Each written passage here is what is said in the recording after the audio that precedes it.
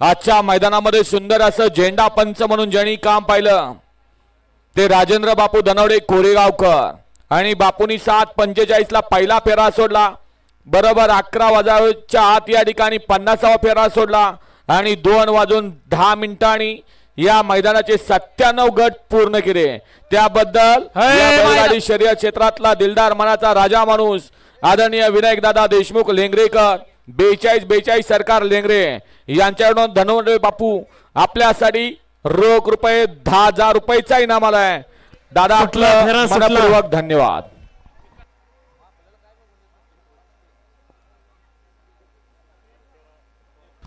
आणि आता बघा काय त्या कॅमेऱ्यात बघायचं लाईव्ह वाल्यांनी घर बसल्यांनी।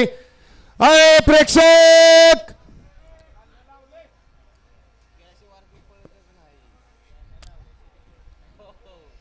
ड्रोन घ्या, ड्रोन चालू आहेत।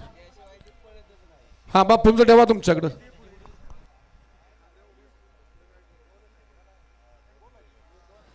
ज्या आरत परतच्या शर्यतीमध्ये ज्यांना महाराष्ट्र, कर्नाटक आणि बेळगाव अशा परिसरामध्ये आपलं नाव केलं, अशा कोल्हापूर जिल्ह्यातल्या राजधानीचा हरण्या आज मानदेशात आला।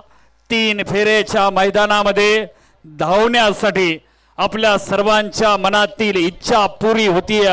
सोन्या 50-50 केसरीच्या निमित्तानं समोरच्या बाजूला जे गाडी धरणार आहेत ते सावध राहा पुढच्या बाजूला गाडी पकडण्यासाठी, कारण हरण्याचं रनिंग आहे जवळपास 5 ते 7 किलोमीटर।